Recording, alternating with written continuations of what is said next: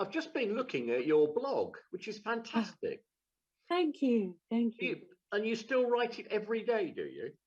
I do, Monday to Friday, because Hmm. it's my memory. Otherwise, I'd forget all the wonderful things Oh, I've right. And do you? done and felt. Yeah. Memory is a very difficult thing to understand because there are different types of memory, aren't there? There's memory of what you're doing now and what you did yesterday and what you did years ago. That's right. Yeah, I can remember very clearly the time before dementia, my life before dementia. Hmm. I can picture it. I can recall it 100% almost. But you asked me what I had for breakfast today, and I haven't a clue, which is why I write my blog. Your blog today describes a trip to the Isle of Lewis. When did That's right. that happen? That happened. I was there from last Friday to, I came back on Monday. Oh, right. Yeah. It's very vivid. It's very evocative. Hmm. Oh, thank you. You obviously had a lovely time. Oh, I had a wonderful, wonderful time. I love the islands up there. They're so rugged and beautiful. I adore them. Hmm. Do you have good days and bad days? Absolutely. Hmm. Dementia isn't all on one level. Hmm. You don't steadily decline. Days jump up and down with bad days thrown in to confuse you. And then maybe the next you'll have a wonderful day, a clear day. So dementia it likes to play games with you. Are you having a good day today so far? Today is a middling day. I've been very busy this week, so my brain's almost at exploding rate, but I'm okay today. Okay. Are you able to describe what the difficulties are when you have a bad day? Yes, for those drivers out there, I liken it to driving. When you've passed your test, you drive automatically. You turn left, you turn right, you stop, you start. When you're learning to drive, you have to concentrate on each maneuver, step by step. Well, dementia has taken me back to being that learner driver. I have to think of how to do everything step by step. And on a bad day, it's like driving in a thick fog. And even if you're experienced, you have to still concentrate so hard on imagining your surroundings. Because for me, my dementia is like a thick fog in my head, and you can make little sense of the world around you. How do you get on with day-to-day life things like, excuse me, like sort of washing and cooking? Well, there are lots of things I can't do. There are lots of things I can do. I'm fine with doing my own washing. I live alone, so I have to find a way to overcome any problems dementia throws at me. Otherwise, I can't live alone. So I can't cook. I can't coordinate all the different timings and ingredients. So the microwave, the ping ping, is my method of cooking now. But I never concentrate, I never dwell on what I can't do because I've no control over that. And instead I concentrate on what I can do. And because that makes me feel in control of dementia. Are you able to watch television or listen to the radio, or is that gone now? No, I can watch television, but I wouldn't be able to tell you what's happened at the end of it. So I never watch serials because I can't remember what's happened in another episode. And in fact, I can't remember what happens at the beginning of the episode. I can only remember what's happening on the screen at the time. So I tend to watch documentaries that don't rely on me having to remember. Your second book is called What I Wish People Knew About Dementia. Why did you call it that? Because people assume dementia is all about memory, and it so isn't. If all you look at is the memory part of a person, then you're missing out on so much more that you can support them with. And not every type of dementia has memory as its leading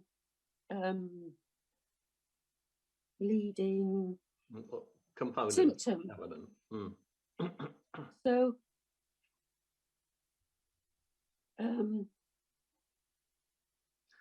our senses, so many of our senses are affected as well. Like the first of my senses to be affected was my hearing. And it wasn't that I was going deaf.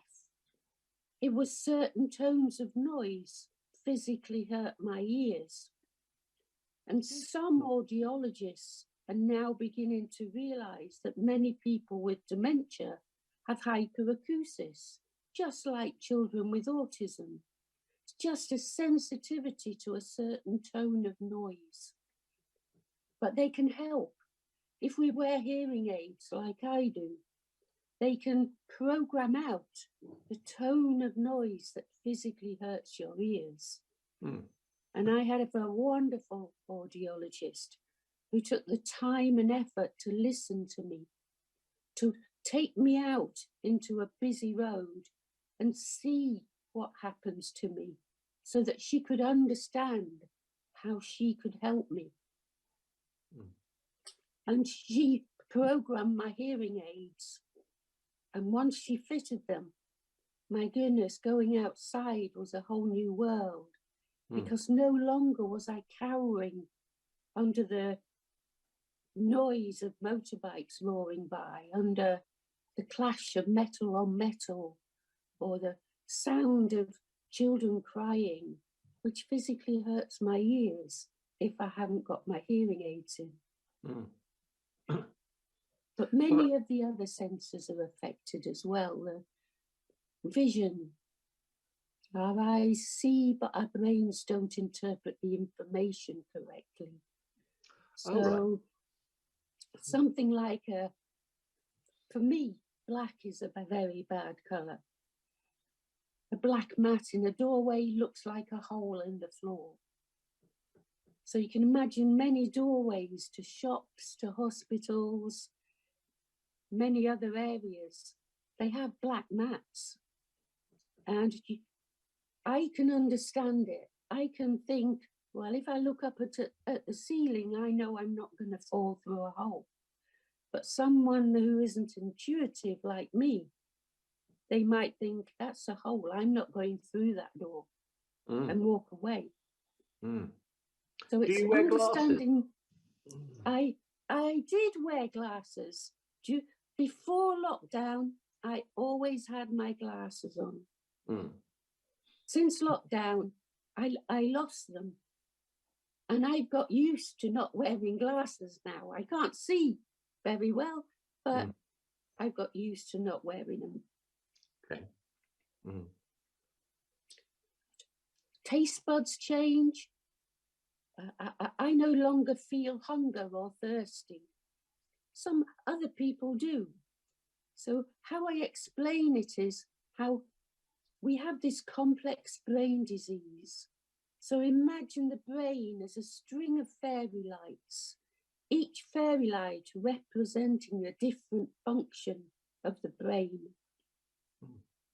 Different fairy lights flicker and fail for each person with dementia.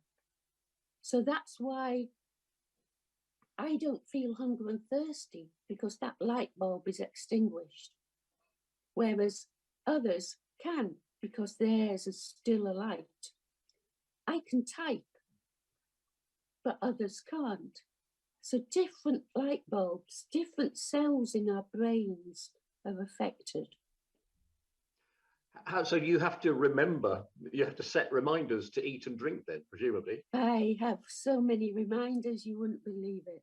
But yes, I have to not only set reminders, because I could just ignore them, but I have to have a strategy, a purpose to eat, a purpose to drink. Otherwise, there's no point to me because I'm not hungry. So I adore walking. So I tell myself if I don't eat, I can't walk. So that's my reason for eating. So it's important for people to think if someone is sat with food untouched in front of them, you know, is it because they don't feel hunger and they have to have a reason? They have to have this purpose given to them. Or is it because it's on the wrong color plate? Because contrast is hugely important for people with dementia. White fish, white potato on a white plate, and we can't see it because it just blends into the white. Wow. So the easiest way to tell if an area is dementia appropriate is just to take a black and white photograph. And if the shades of white, black and grey are really marked, you've got it right. If they all blend into one, you've got it very wrong. So that leaves touch and smell. Are they affected? Smell definitely is, yes, and touch. Smell, I can smell things that don't exist. They're olfactory hallucinations. You know, we smell things that, just like we see things that don't exist, we smell things. So I can smell fire sometimes, and I can, you know, go around the house, check that nothing's really on fire, but then think, no, it's dementia playing a trick on me. Or I can hear things. I can hear the doorbell going, and I'll go to the door and there's no one there. It's dementia just playing tricks with your brain. And it's important for people to understand that, because it can be very frightening.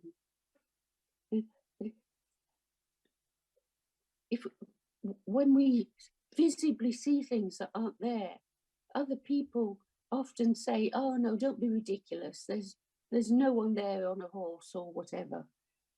But in our eyes, that's what we're seeing.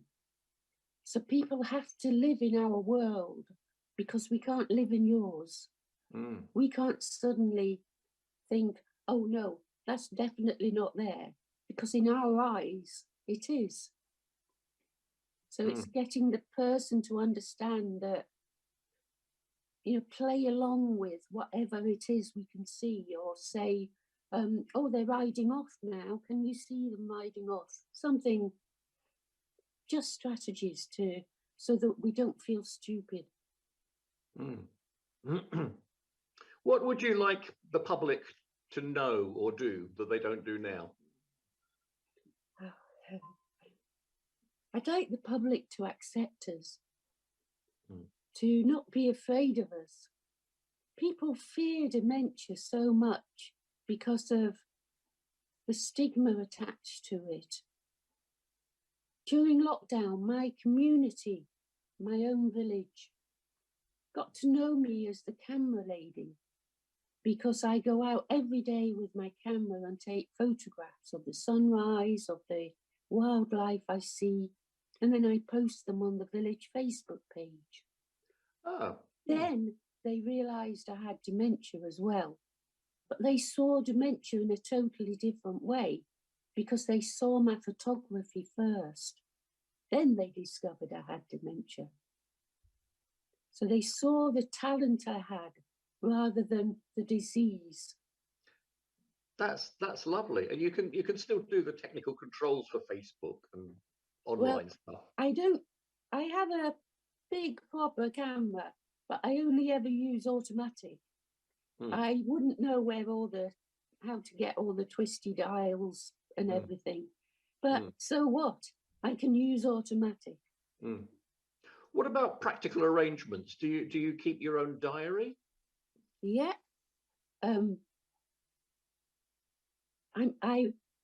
I was always an organized person.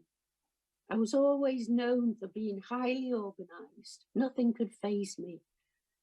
So that's come in really, really handy with dementia, because if you're not organized, that's when the problems can start. I have a friend who's the most disorganized person on the planet, but she's always been like that. And she hasn't been able to learn to be organized. Yeah. She has to have someone else to organize her. Whereas if I want to keep living alone, I have to find a way to cope. And my mantra has always been, there's always a way. Do you object to the term suffering from dementia? Do you think that's inappropriate? Language should never be underestimated by anyone. The words you use about people often define them. So if all we hear is you're suffering from dementia, it's a very negative word. It's a very sad word. It's a very down in the dumps word. If that's all we hear, we'll believe it. Okay. So dementia survivor, do you think that's all right as an expression? No, simply living with dementia. Right. Sounds so much, it gives you hope instead of despair, because hope is the one thing we're never given at diagnosis. I know that the media are very fond of saying things like battling against illness or battling with whatever condition. Do you think there's something wrong with that? But I just think there's no need for it. Everybody battles every day with something. Why are we singled out as, we're not fighting anything, we're living with it, and we're learning to live with it daily. It's it's the same with cancer. You often hear of those living with cancer not liking the battle language because they're trying to live with it. And if they're continually being forced into this battle, they feel like, if they lose, have they lost the battle? If they die, have they lost the battle? Whereas no, they haven't. And people talk about, yes, that's right. To extend the battle analogy, so if you've got an illness and you die from it, it's like, oh well, you didn't fight hard enough. Seems to be that's the right. implication. And that's it demeans people's life, doesn't it? It's just not necessary. What are your plans? Are you going to write any more books? Well, I've just finished my third book. Oh, have you? Right. Tell us about that. Well, that's out next year. That's almost a follow-on from my first two books. My first book, Somebody I Used to Know, was my memoir at the beginning of dementia, saying how I coped. My second book is the more experienced me with dementia, what I wish people now knew about dementia. And my third book, we've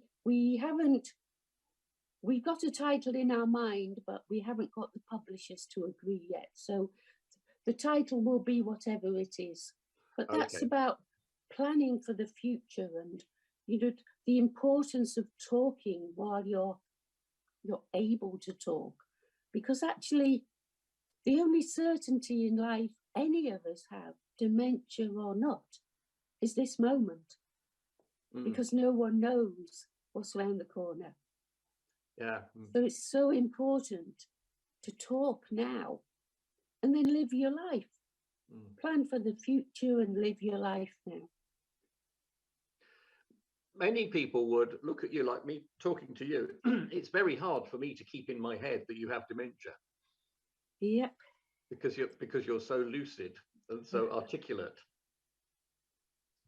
Some people might think you haven't got proper dementia.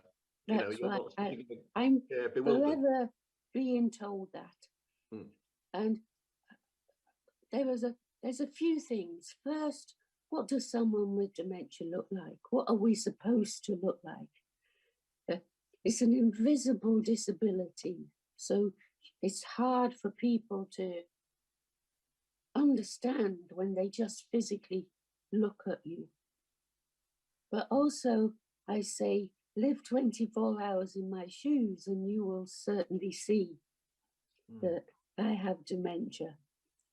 Doing these interviews is exhausting. Is it? So as soon as we finish, I will go lie down and close my eyes because my brain has physically been exhausted. I'm in overtime.